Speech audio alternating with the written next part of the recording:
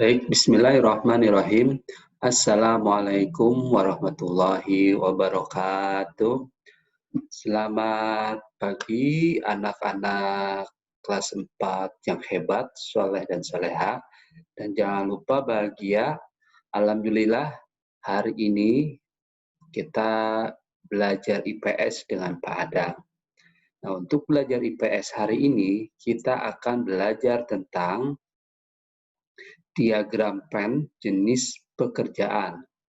Lalu jenis pekerjaan berdasarkan tempat tinggal masyarakatnya. Oke, diagram Venn jenis pekerjaan, pekerjaan sesuai dengan tempat tinggalnya. Ya, kompetensi dasar yaitu mengidentifikasi kegiatan ekonomi dan hubungannya dengan berbagai bidang pekerjaan serta kehidupan sosial dan budaya di lingkungan sekitar sampai provinsi. Oke, perlu kita ketahui bahwa negara Indonesia merupakan negara yang terdiri dari beberapa pulau. Nah, oleh karena itu, dengan bentuk negara seperti itu, maka akan mempengaruhi kehidupan masyarakat di sekitarnya. Seperti tempat tinggal masyarakat di Indonesia. Nah, untuk tempat tinggal masyarakat di Indonesia, ini banyak kita jumpai di daerah dataran tinggi, dataran rendah, pantai, perkebunan, perkotaan, maupun pedesaan. Ya. Nah, jadi mengapa setiap pekerjaan di daerah-daerah Indonesia itu terdapat perbedaan, ya, walaupun pada umumnya sama, ya. Nah, perbedaan tersebut dipengaruhi karena setiap tempat tinggal memiliki sumber daya alam dan kondisi alam yang berbeda-beda, ya. Lalu yang kedua, perbedaan tersebut mempengaruhi kegiatan ekonomi pada masyarakatnya. Nah, jadi seperti itu ya penjelasannya. Oke, kita pelajari ya. Ini ada sebuah gambar yang sejuk sekali ya. Sudah pasti kita paham bahwa gambar ini merupakan daerah dataran tinggi. Nah, daerah dataran tinggi, ciri-ciri wilayahnya itu memiliki suhu yang sejuk, ya, sehingga masyarakat di sana banyak terdapat jenis pekerjaannya seperti peternak, pedagang, ya, pekebun, seperti itu. Nah, contoh daerah dataran tinggi yang ada di Indonesia. Nah, ini ada dataran tinggi Dieng, ada dataran tinggi Ijen, dan juga ada kawasan perkebunan teh di Bandung Selatan. Nah, adapun contoh tanaman-tanaman yang ditanam di daerah dataran tinggi, ini sudah pasti jenis tanaman yang cocok dengan wilayah tersebut. Salah satunya tanaman tersebut hanya cocok dengan suhu yang sejuk, ya, seperti teh, sayur-sayuran, dan juga buah-buahan. Nah, itu untuk dataran tinggi. Nah, ini contoh daerah hanya sebagian kecil, ya. Kalau kita lihat Indonesia secara utuh, itu banyak sekali daerah dataran tinggi yang menarik dan indah tempatnya bila kita kunjungi. Ya. Oke, selanjutnya mengenai bentang alam atau kenampakan alam sesuai dengan jenis kegiatan ekonominya. Nah, oke, sekarang kita masuk ke dataran rendah. Nah, dataran rendah ini salah satu cirinya yaitu memiliki tanah yang subur dan juga landai. Ya, dengan tanah subur dan landai, ini banyak masyarakat yang menjadikan dataran rendah tersebut dijadikan sebagai daerah untuk pertanian, khususnya pertanian padi, ya.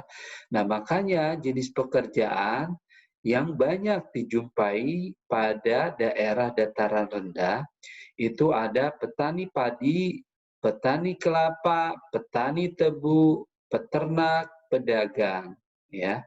Jadi contoh-contoh jenis pekerjaannya seperti itu untuk wilayah dataran rendah, ya. Nah, dataran rendah di Indonesia ini banyak sekali kita jumpai. Ini hanya sebagian kecil saja yang Bapak sampaikan dalam slide ini. Ya, contoh daerah dataran rendah di Indonesia ya, yaitu misalnya Kerawang di daerah Jawa Barat. Nah, Kerawang ini termasuk wilayah lumbung padi nasional, ya. Kenapa dikatakan sebagai wilayah lumbung padi nasional? Karena banyak sekali wilayah di daerah Kerawang yang dijadikan sebagai lahan pertanian, ya. Kalau kita jalan-jalan ke Kerawang itu banyak sekali sawah yang kita lewatin, ya, yang kita lalui. Nah, kemudian kawasan Bekasi, ya. Nah, ini Bekasi yang banyak kita jumpai sawahnya itu Bekasi Kabupaten, ya. Lalu ada Indramayu, ya. Kemudian masih banyak lagi daerah-daerah dataran rendah lainnya yang ada di Indonesia. Nah, oke, kita lanjut sekarang ke daerah pantai. Nah, selain memiliki daerah dataran tinggi yang mungkin tidak bisa kita sebutkan seluruhnya dan juga dataran rendahnya yang banyak di Indonesia, ya, kita juga harus bangga bahwa Indonesia itu merupakan negara yang memiliki garis pantai terpanjang, ya. Kalau tidak salah masuk ke 5 besar wilayah dengan garis pantai terpanjang di dunia, ya. Perlu kita syukurin, ya. Perlu kita syukuri, ya. Perlu kita syukuri bahwa Allah memberikan suatu keindahan alam berupa pantai di Indonesia. Nah, ciri-ciri pantai yang dapat kita lihat yaitu wilayahnya banyak mengandung pasir, ya.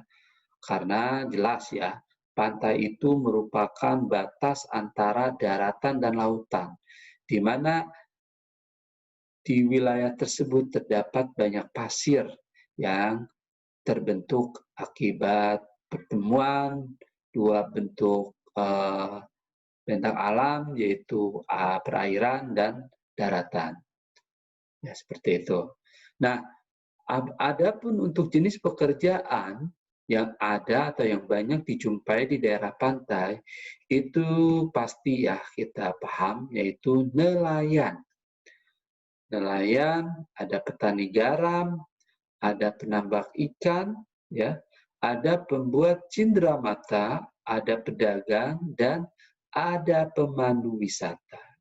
Nah, ini banyak kita jumpai, ya, baik di Sumatera, di Jawa, ya, maupun di Indonesia bagian timur dan juga Indonesia bagian tengah. Nah, contoh daerah pantai, ya ini baik untuk tempat wisata maupun untuk tempat penambak ikan maupun petani garam, ya. Ini banyak kita jumpai. Misalnya Pantai Kute, ya, itu di Bali sebagai destinasi wisata di Indonesia. Kemudian ada Pantai Utara di Jawa, ya. Ini banyak kita jumpai masyarakat di sana itu melakukan kegiatan ekonominya ya, sebagai petani garam dan juga nelayan. Ya, ada juga sebagai pemandu wisata di sana. Lalu Pantai Pangandaran. Pantai Pangandaran ini ada di wilayah pesisir selatan Jawa Barat. Nah, ini sebagai wilayah khususnya destinasi wisata di Jawa Barat, ya. Selain itu juga nelayan di laut pantai selatan. Ya, itu ciri-ciri jenis pekerjaan dan contoh daerah untuk pantai. Oke, kita lanjutkan. Nah, selanjutnya kegiatan ekonomi atau tempat tinggal masyarakat di Indonesia, yaitu perkotaan.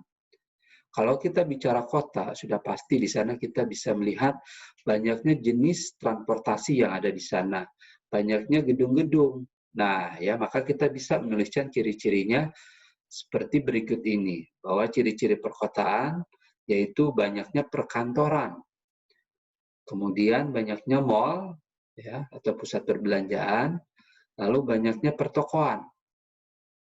Nah, adapun untuk jenis pekerjaan yang dapat kita jumpai di daerah perkotaan, yaitu ada karyawan kantor, ya seperti pada gambar berikut. Kemudian ada satpam atau security, lalu ada penjaga toko, pemilik toko, dan buruh pabrik. Ya, ini buruh pabrik. Nah, buruh pabrik atau kantor ini banyak kita jumpai di daerah perkotaan. Nah, ini contoh daerahnya, ya ini hanya sebagian kecil ya, yang lainnya banyak sekali. Nah, ini contohnya daerah Jakarta, ya, Surabaya, Medan, ya, dan lain-lain. Ya, pokoknya banyak sekali wilayah perkotaan yang dijadikan sebagai kegiatan ekonomi, ya, baik kota-kota besar maupun kota-kota kecil yang ada di seluruh Indonesia.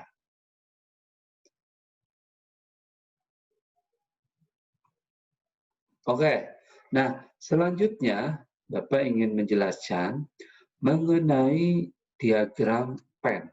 Ya, mungkin kalian masih baru ya mendengar bahwa diagram Venn itu sebenarnya membantu kita untuk memahami ya dua hal.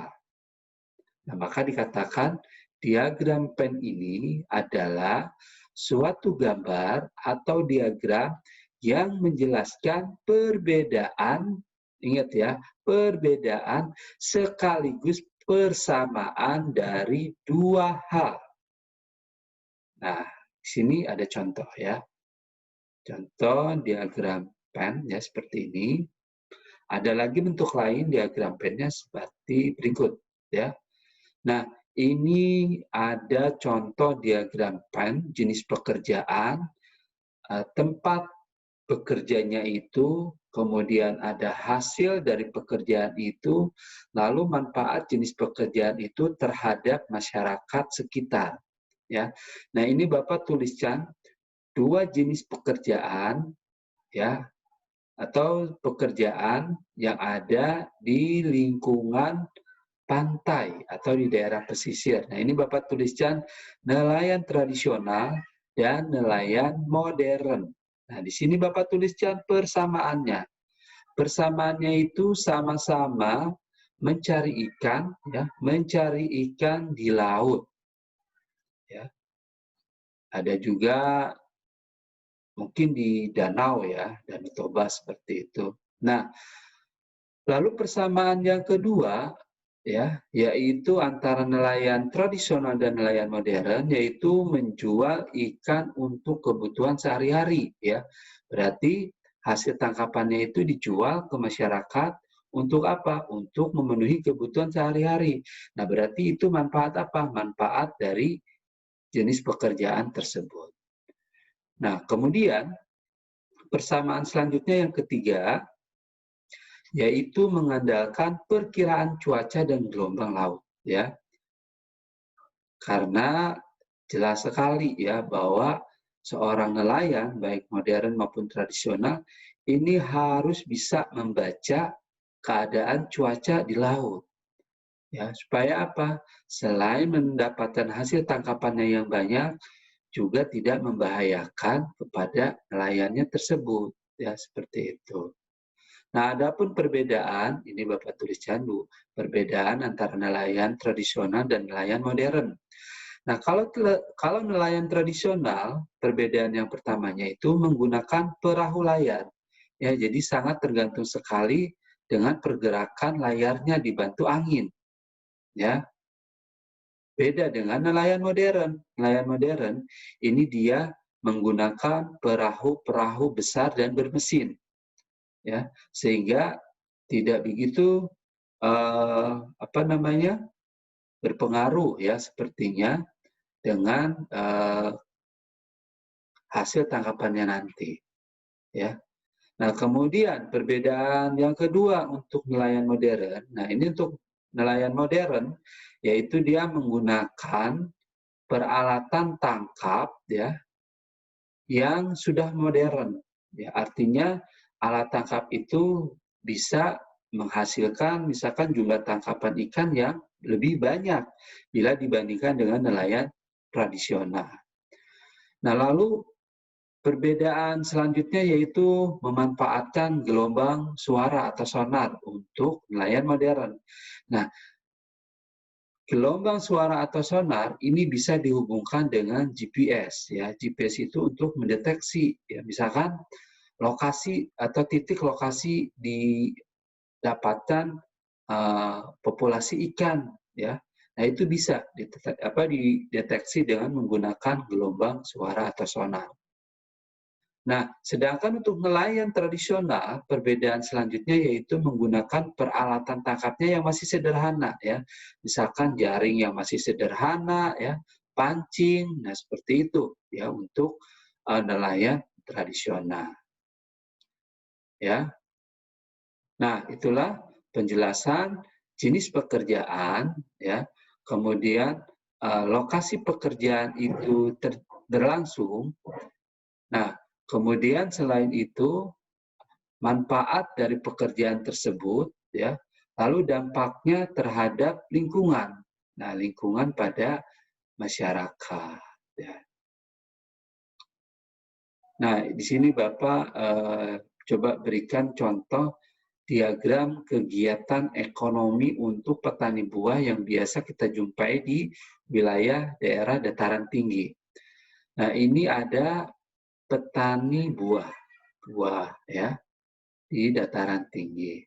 Nah, petani itu berarti dia melakukan cara bagaimana supaya hasil pertaniannya itu bisa dimanfaatkan untuk masyarakat. Nah, maka dia akan melakukan proses penanaman, kemudian dia melakukan proses perawatan sampai nanti masuk ke masa panen. Nah, saat panen ya berarti hasil panennya itu dijual kepada pembeli atau konsumen ya. Maka si konsumen mendapatkan buah yang dibutuhkan atau yang diperlukan.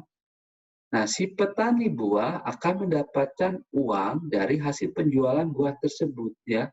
Nah, maka manfaat dari petani buah tersebut memberi manfaat juga kepada si konsumen yang membutuhkan buah ya. Tentu kita tahu bahwa buah itu banyak mengandung vitamin ya, sehingga sangat baik bagi tubuh kita.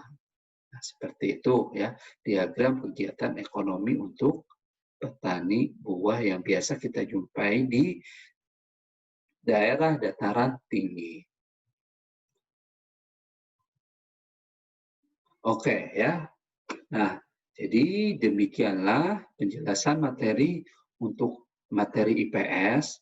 Nah, untuk soal ya, silakan kalian kerjakan Google Form-nya ya, link Google Form-nya dengan teliti ya latihan ini. Nah, semoga materi yang Bapak sampaikan bermanfaat. Mohon maaf bila ada salah kata, salah ucap kata ya. Demikian penjelasan materi Bapak. Assalamualaikum warahmatullahi wabarakatuh.